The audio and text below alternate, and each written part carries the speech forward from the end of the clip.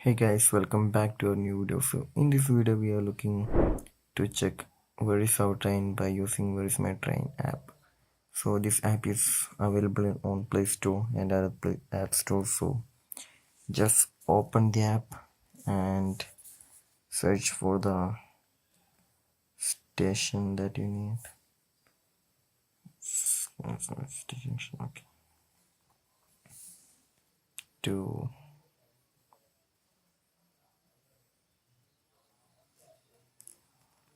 so just tapping find trains, you can see the train time right here. So here you can see, here you can find your train by tapping.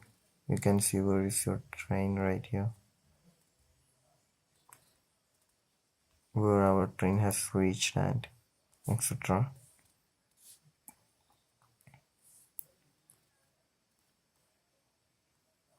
So see, by tapping on that we can know where the train has been reached and how many minutes will it take to reach our station.